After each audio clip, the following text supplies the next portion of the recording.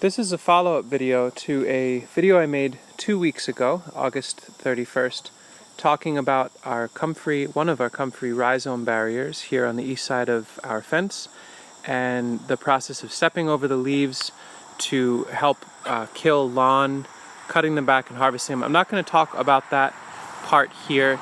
If you didn't see that video, check out the link here just to get familiar. What this video is meant to do is show 2 weeks later how everything is responding, what works and what doesn't. The first thing I want to say is in 2 weeks this is the growth of Comfrey. It's kind of jaw-dropping how much it grows. That's just 2 weeks of growth. Absolutely could come through and cut this flush to ground right now and send all of that leaf to our chickens. It's a short commute to send it there. For now we're just going to let it keep growing, but absolutely could harvest it yet again almost every 2 weeks this summer. The area here, I mentioned in that last video, the Comfrey was a little sparse in here. There are some spaces between them, and so their ability to kill the lawn in this one area wasn't that strong. Now I threw some seed into this area. I put radish seed down, and I see a few popping here or there, but pretty underwhelming performance in this one little section.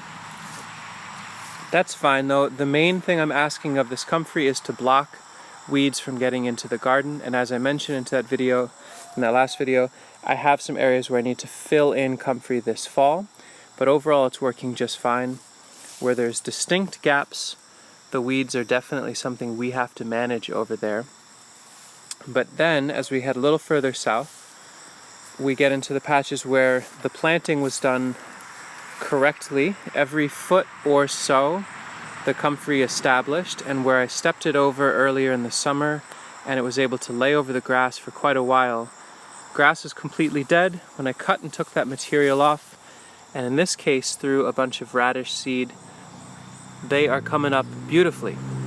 Of course there's a little bit of weeds in here. I can't expect it to be 100%. But it works well enough that the new crops are coming up just fine. The grass is taking its time coming back in from the side. And as long as we keep this Comfrey harvested every few weeks, the radishes should be able to make a crop. We'll do another follow-up video in the fall. We put in some flags along the edge to ask our neighbors not to mow, which is really awesome that they're open to that. And some of these areas, the seeding went in better. What we didn't do is follow up with any watering, no hand weeding, no mulching. It was just simply throw the seeds at it and see what it does, because I really want to see if it works with very little input. It seems to work well enough. We go a little further, the Comfrey line is very established here. In fact, they get more light here, so I think they grow faster. And again, 2 weeks of growth, pretty amazing. This area, Sasha seeded out to fenugreek, which she's interested in using in culinary pursuits. And the fenugreek, it's a little spotty here or there. I think partially this is because voles have come through and dug, but where it germinated well, it's an incredibly dense, rich green mat.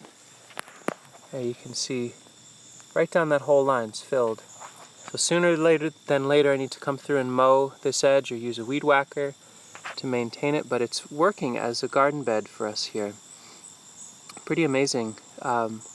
It's a kind of a side bonus from what we were asking of this Comfrey. What I'd like to do is take a moment now. I'll pause here. We're going to walk around and look at how the Comfrey worked as a mulch around our currants and elderberries.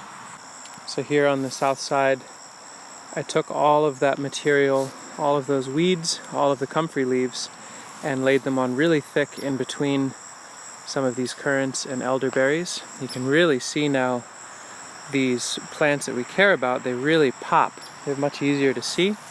Probably would have benefited to put a little bit of mulch on top of this Comfrey material just to keep it from drying out too fast, but it's keeping the weeds down. It's not going to be 100%, but in the context of being a nice healthy mulch for these currants and elderberry, performed quite nicely.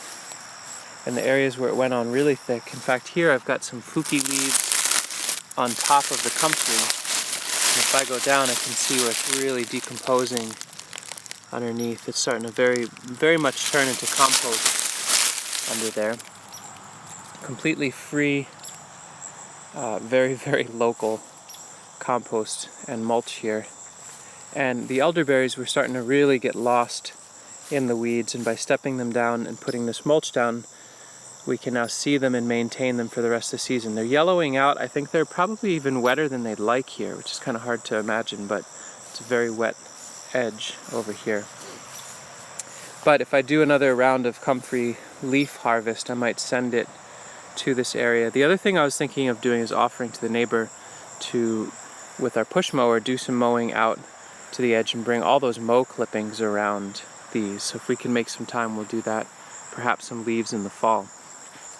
But where we applied thick layers of the comfrey leaf, it's really working. And you can see here where the planting of this year's installation of the comfrey rhizome barrier is developed even further in the last 2 weeks. There's some distinct gaps, but it's working well enough. So there you go. Comfrey's growing back incredibly fast, and the seeds that we threw down in the shadow that the comfrey created in the lawn, with no wood chips, no plastic, no tilling, certainly no tilling, we want to avoid that with any comfrey project, we're able to get another crop while the comfrey rebounds and be able to harvest once or maybe even twice more before the season is out. So thanks, comfrey, you're pretty amazing. At some point sooner than later I should come through and cut the rest of this comfrey now that I see less spider webs. But it's amazing in 2 weeks that the stuff that we cut is almost as big as the plants that haven't been cut yet this season. It's a fountain of fertility here.